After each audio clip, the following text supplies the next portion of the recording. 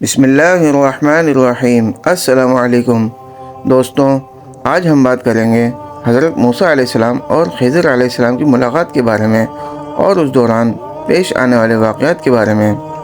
دوستوں، حضرت موسیٰ علیہ السلام کو اللہ تعالی نے حضرت خضر علیہ السلام سے ملاقات کرنے کا کہا۔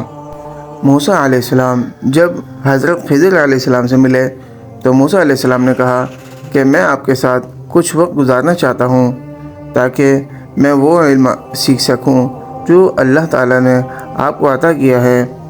حضرت خضر علیہ السلام نے کہا کہ آپ میرے ساتھ رہ کر ہرگز صبر نہیں کر سکیں گے۔ تو موسیٰ علیہ السلام نے کہا کہ اللہ نے چاہا تو آپ مجھے صبر کرنے والا پائیں گے۔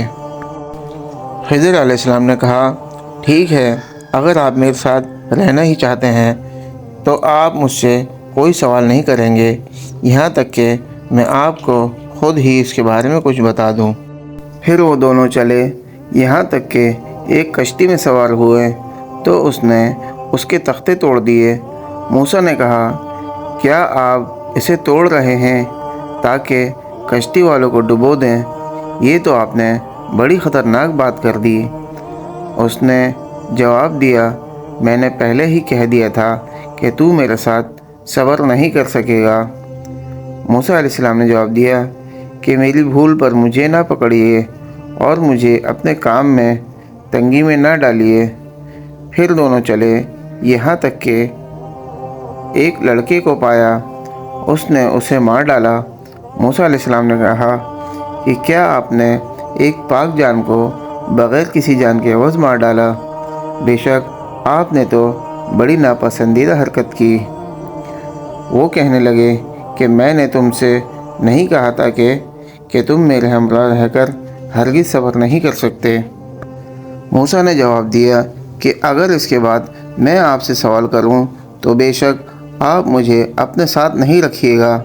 یقیناً آپ میری طرف سے حد عذر کو پہنچ چکے۔ پھر دونوں چلے ایک گاؤں والوں کے پاس آ کر ان سے کھانا طلب کیا تو انہوں نے ان کی مہمانداری کا صاف انکار کر دیا۔ دونوں نے وہاں ایک دیوار پائی جو گرا ہی چاہتی تھی تو اس نے اسے ٹھیک اور درست کر دیا۔ موسیٰ علیہ السلام نے کہا کہ اگر آپ چاہتے تو اس پر اس کی اجرت لے لیتے۔ اس نے کہا بس یہ جدائی میرے اور تیرے درمیان۔ اب میں تجھے ان باتوں کی اصلیت بھی بتاؤں گا جس پر تجھ سے صبر نہ ہو سکا۔ فرمان الہی ہے۔ ترجمہ: اس کشتی کا معاملہ تو یہ تھا کہ وہ چند مسکینوں کی ملکیت تھی جو دریا میں محنت مزدوری کرتے تھے۔ میں نے چاہا کہ اس کشتی کو عیبدار بنا دوں کیونکہ ان کے آگے ایک ایسا بادشاہ تھا جو ہر صحیح سالم کشتی کو زبردستی چھین لیتا تھا۔ اور لڑکے کا قصہ یہ ہے کہ اس کے والدین مومن تھے۔ ہمیں خوف ہوا کہ یہ لڑکا اپنی سرکشی اور کفر کی وجہ سے ان کے لیے کوئی مصیبت کھڑی نہ کر دے، اس لیے ہم نے چاہا کہ ان کا رب انہیں اس کے بدلے اسے بہتر اولاد عطا فرمائے جو پاکیزہ اور زیادہ محبت کرنے والی ہو۔ اور دیوار کا قصہ یہ ہے کہ وہ دو یتیم بچوں کی تھی جو اس شہر میں رہتے تھے۔ اس دیوار کے نیچے ان کے لیے خزانہ دفن تھا۔ ان کا باپ بڑا نیک شخص تھا، لہذا آپ کے رب کی چاہت تھی کہ یہ دونوں یتیم بچے اپنی جوانی کی عمر کو پہنچ کر اپنا یہ خزانہ آپ کے رب کی مہربانی اور رحمت سے نکال لیں۔ یہ کام میں نے اپنی رائے سے نہیں کیے تھے۔ یہ ہے ان واقعات کی اصل حقیقت جن پر آپ سے صبر نہ ہو سکا۔